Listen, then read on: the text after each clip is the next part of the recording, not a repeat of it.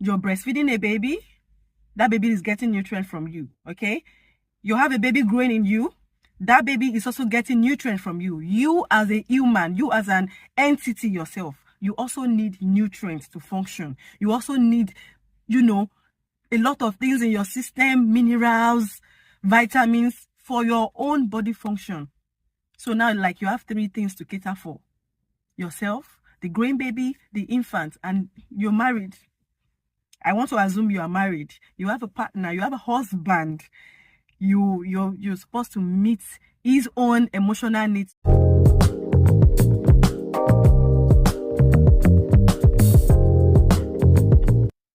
Hey beautiful people, welcome back to my YouTube channel. This is Succinct Jumi. On this channel, I talk about nursing and midwifery, women's health, lifestyle, life experiences, and a lot more. I like to stress a lot more so I don't shock you anytime soon. Okay, so today's video is like a 2-in-1 video where I will be talking about why you shouldn't resume sex too soon after birth, and also why you should consider contraception immediately after birth. Okay, so I know and I'm aware that you can't tell a couple when it is best for them to have sex following childbirth and all. Largely it depends on the woman's body. If the woman feels ready enough for sex, okay, why not? Yeah, why not? So I'm not here to tell you do this at this time, don't do this at this time. It's all about when you feel your body is ready. But hey, there are some factors to consider, right? There are some things to watch out for in your body that would really let you know if your body is ready for sex again or not. Number 1 is healing. How well has your body healed?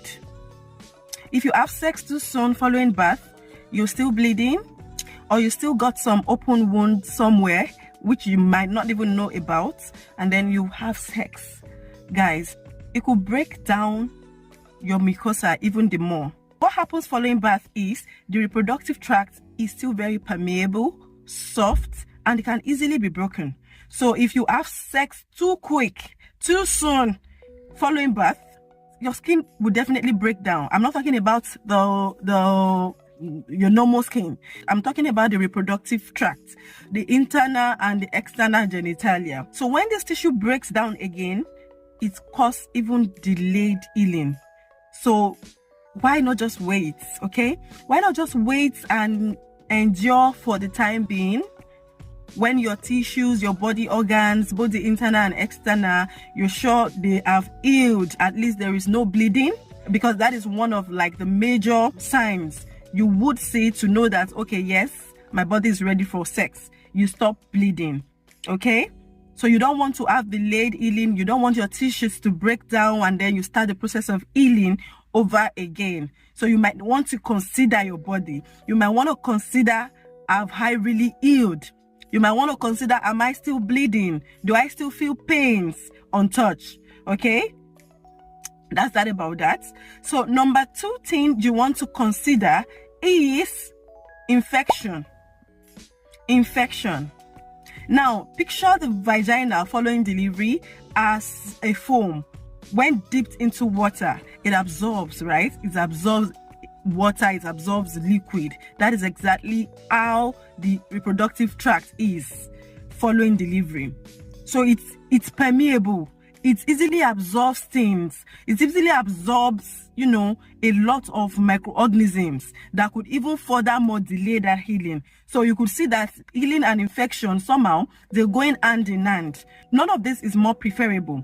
So you really want to wait for your body to heal. You really want to wait for your body to regrow the normal floras, to regrow the normal barriers, that helps you to fight against infection before considering sex. I want you to note that when I'm talking about your tissues being permeable, to allow for infections, or microorganisms to penetrate easily, I'm not talking about just the vagina or the vulva or the cervix or, just the external things you can see. I'm talking about even the uterus. A baby has just be birthed from that uterus, a placenta has been separated and delivered from the same uterus. So definitely there is still an open wound. For each pregnancy you carry, for every placenta embedded in the uterine wall, there is a wound following that separation of the placenta, which needs to be healed, right? Which needs to be healed before you think of exposing the uterus to what it is not ready to take. Okay, so you have to consider these things. And even if you've had cesarean section, right, it's still a wound to the uterus. It's been cut through. In fact, I think that is even of higher degree. A lot of barriers has been broken, you know, in the process of cesarean section. You want the uterus to heal inward, outward, just as you want your skin to heal outwards, inward. So you want to really be prepared. You want to really allow the uterus to be ready, you know, for whatever thing you're bringing in. Another thing about this infection thing is, because you have just delivered, your immunity system is also at risk. You've lost blood, you've lost a certain degree of white cell count, you've lost red cell count, your iron level is low, your folate level is low. All these things, you know, they all come together. All these factors all come together to help you fight against infection. So if you expose yourself soon to infection, you might have low immunity. Your body might not be able to fight as much as it would do if you were pre-pregnant, if you were in your pre-pregnant state, or if you allowed your body to heal properly post-delivery. Having said that, healing and prevention of infection would be my top 2 reasons for you to avoid sex immediately after childbirth. Okay? Medically, this period is known to be 6 weeks postpartum, right? So it means everything, the healing, the prevention of infection ought to have taken place by the end of the 6 weeks following postpartum. Okay, so if you're still bleeding, if you still feel your body, if you still feel a lot of pains from healing following that 6 weeks, then it should be a cause of concern, right? Then you should be thinking of calling your doctor or visiting the hospital. All right, so 6 weeks postpartum. But for some people, they heal earlier than that. So that is why I'm not like enforcing or imposing 6 weeks on you. But the 6 weeks is very important. Okay. Now to reasons why you should get contraception immediately after birth.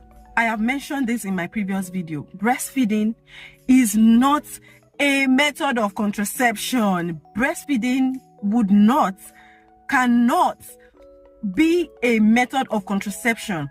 That some people experience lactational amenorrhea does not mean it is a yardstick for everyone.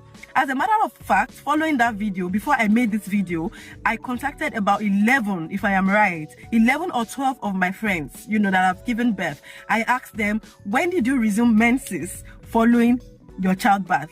And I can tell you for free, guys, about 70% of them resumed menses 3 months after birth, which is not even a very good time to be ready for childbirth following a previous birth. So if you are the type that is thinking, because I'm exclusively breastfeeding, I don't think I need contraception, guys, you lied, because more than 50% of those people actually breastfed. Exclusive breastfeeding. Let me not even go far. Let me come to myself. I exclusively breastfed my first baby. Yeah, I did exclusive breastfeeding and I resumed menses exactly on the 5th week.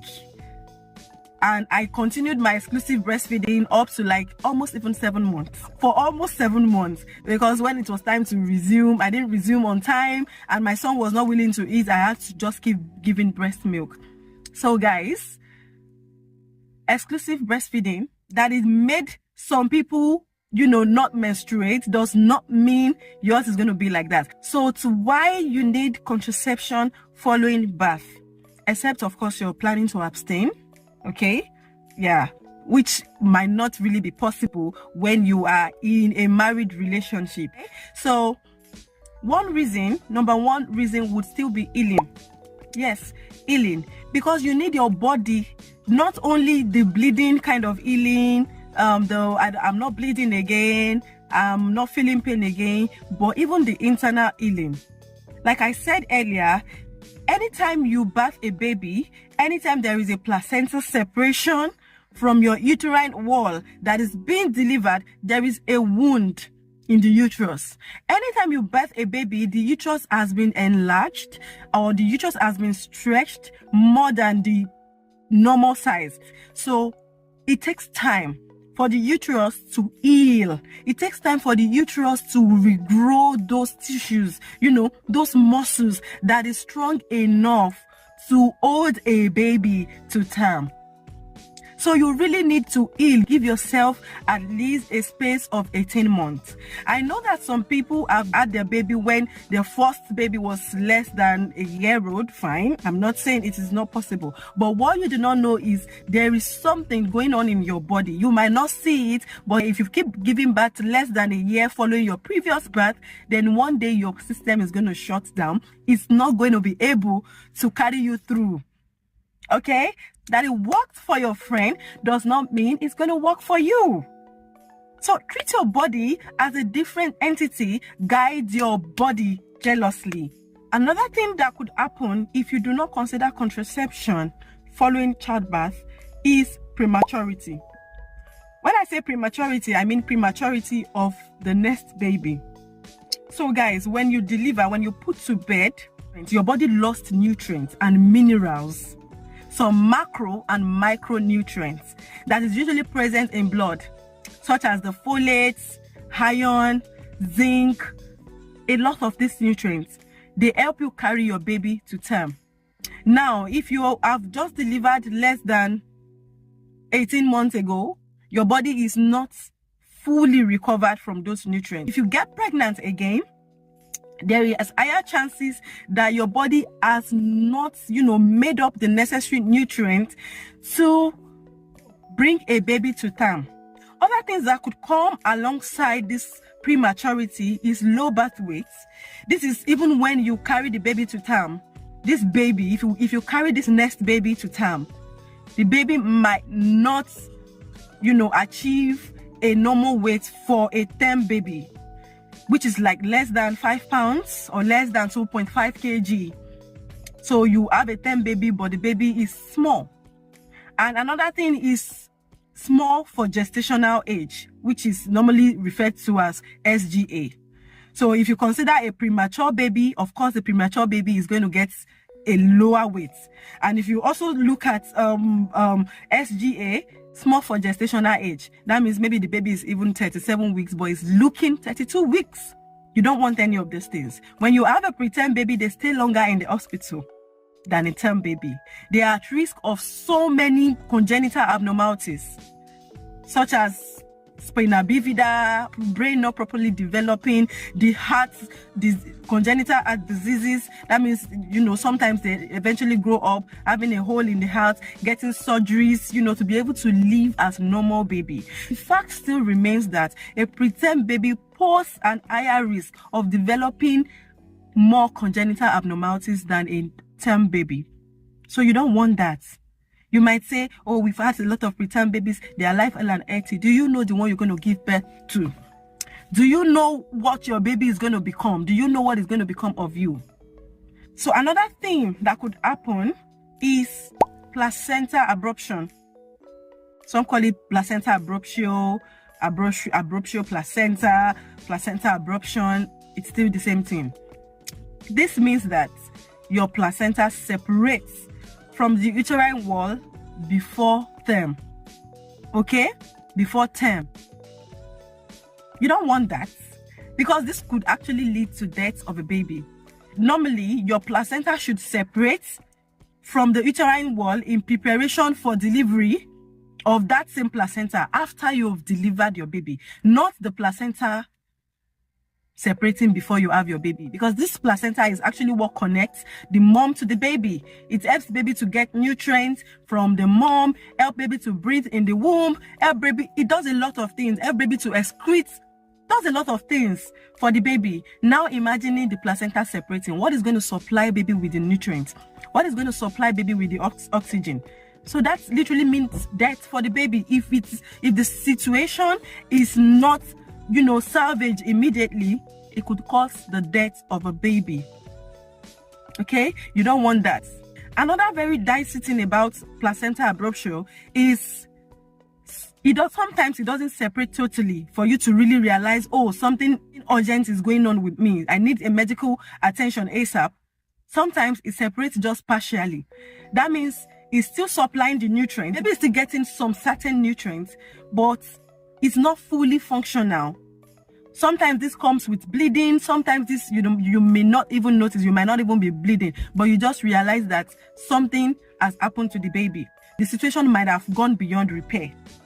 Either partial or total separation of the placenta, none is good actually. None is good. Then the last thing that could happen when you refuse to use contraception following birth is mental disorder. Mental disorder on your part as the mom. Now, it comes with a whole lot of baggage.